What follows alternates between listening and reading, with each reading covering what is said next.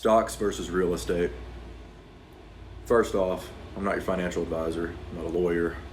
I'm not giving you any advice, telling you what to do. Anything you do, it's on your own. All right.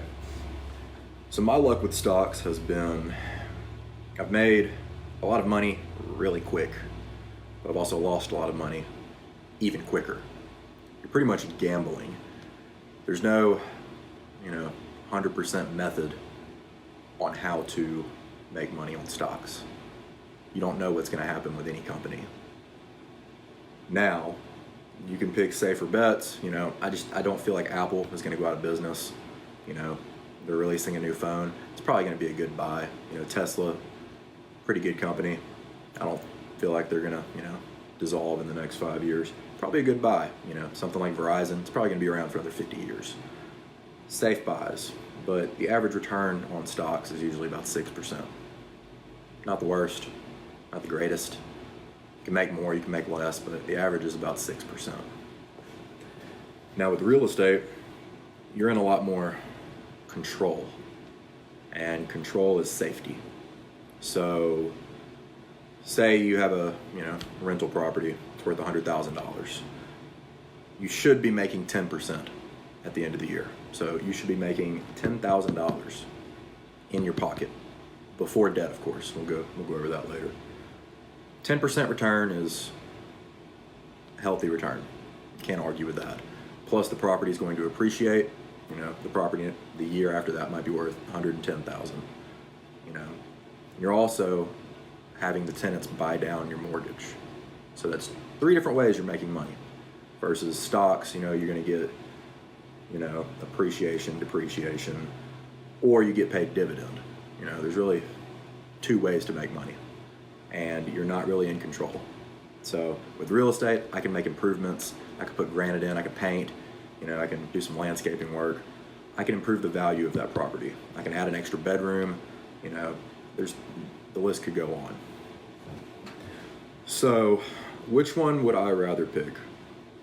Both. But majority of the money that I've made has been through real estate.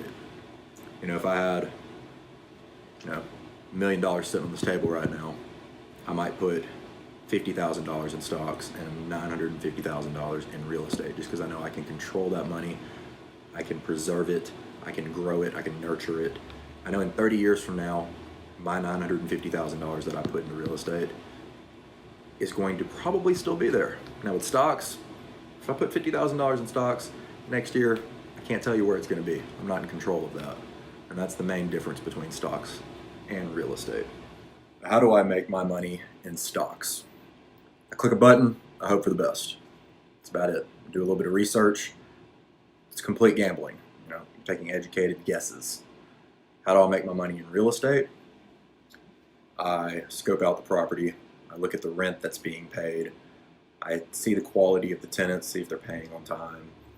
I check local comps, comparables. I see what everything in the neighborhood's selling for. I check the last 7 years sales history, and I see if the neighborhood has been appreciating or depreciating. There's so many factors that go into buying a piece of real estate, but it's worth it. So how do I make my money? Anytime I buy a deal, I shoot for about 70% of market value. And that's what my purchase price is going to be. So let's say I buy a $100,000 property. I want to pay $70,000 for it. And that gives me an exit strategy. So that means if I need to sell the house the very next day, I'll be able to sell it for at least 85% and make 15% right there. Usually could be able to get a pretty quick offer on an 85% market value property. Next, I look at rents. So like I was saying earlier, $100,000 property, $10,000 worth of rent every year on the table. And that's before debt. That's before I pay my mortgage. It's not factoring in principal and interest. But usual mortgage rates are about 3.5% to 5%. So subtract that from the 10%, and that's going to be your cash on cash return, not your cap rate. Okay. So I have 14 cash producing properties right now and 1 flip that I'm doing currently. So that means I'm getting paid rent from 14 properties. Okay. That's 14 different sources of income every month, no matter if the economy goes up, down, left, right, sideways, does not matter. I'm going to get my rent, or the tenant's going to be evicted. But I've had to do 0 evictions in my past 5 years. You just pick good tenants. Be friendly with them. They're humans. They're going to be late 2 or 3 weeks. Just work with them. People have good times and bad times. Don't go evicting everybody who's 5 days late on rent. I don't even really charge them late fees half the time. As long as they're cool with me, I'm cool with them. So, dividend on stocks might be 2 to 5%. Okay, and that's a pretty good dividend. If you put $100,000 into a stock with a, let's just say, 3% dividend, you're making $3,000 at the end of the year. It's not a lot of money, and you're gonna get appreciation, depreciation, but 3%, not the best rate of return. Now, say you buy a 10-unit apartment complex. Okay, say there's 10 units you got for $50,000 a door. Okay, that's $500,000 for a purchase price. You should make $50,000 at the end of the year in your pocket before you pay your mortgage. Now, your mortgage might be, $20,000 that year. Well, that's still a $30,000 cash return before anything major breaks. But rule of thumb, you're not going to have an AC blowout every single month. At least you shouldn't. Knock on wood. So that's a huge difference between stocks and real estate. And it's a lot easier to get leverage on real estate through mortgages, owner financing, crowdfunding, real estate investment trust, all that stuff. All right, so you have more purchasing power dollar per dollar. Okay, so good rule of thumb would be you can get a FHA loan for 5% down. So if you want a $100,000 rental property, you could put down $5,000 and get a $100,000 asset. Now, let's say that house is worth $130,000 and you negotiated it down to $100,000. Okay.